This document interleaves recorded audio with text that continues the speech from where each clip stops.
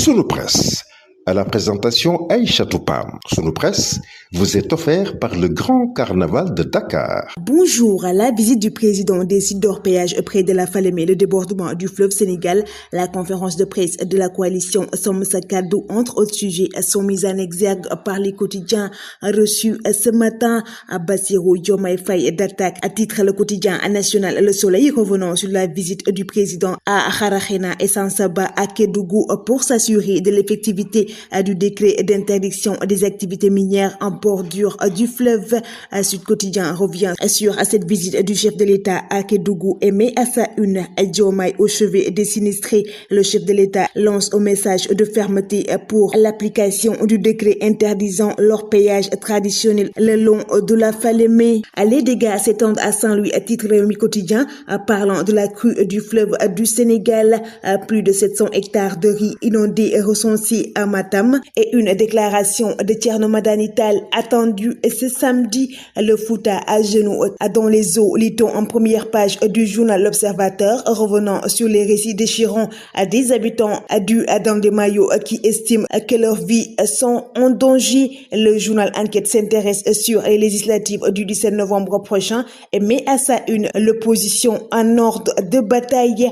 Bougane, Barth, Anta Babacar, Thierno Alassane Sall et Abdou Mbaye se préparent pour les élections. Le journal revient également sur les promesses et engagements de la coalition Sàmm Sa Kàddu et les pics de l'APR. Le quotidien Bës Bi Le Jour abonde dans ce même siège et met à sa une Barth Degen, revenant sur la gestion de Sonko et Diomaye. Selon le maire de Dakar, ils ont nommé même des canards et des poules. Ils sont incompétents. Sàmm Sa Kàddu et Takku Wallu annonce une collecte pour les sinistrés. Le 17, fuyons la répétition d'une assemblée soumise à l'exécutif, mais en garde la coalition Sénégal Kessé. Le journal Tribune traite également à cette question et met à sa une Sàmm Sa Kàddu dénonce l'indifférence du régime Diomaye et Sonko.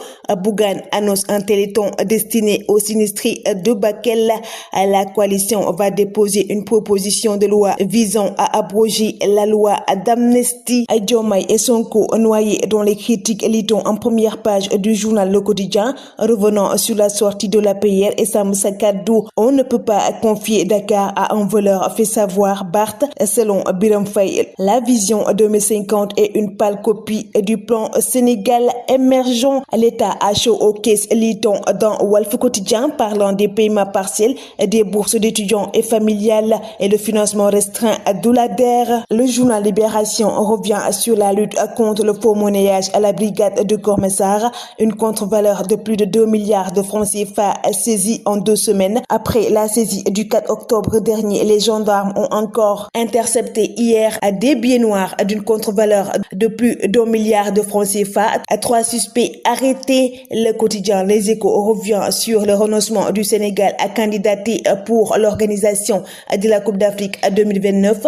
La ministre des Sports estime que le Sénégal n'est pas en mesure pour le moment d'organiser une CAN. Nous ne disposons pas d'infrastructures. Le Carnaval de Dakar célèbre le riche patrimoine culturel africain.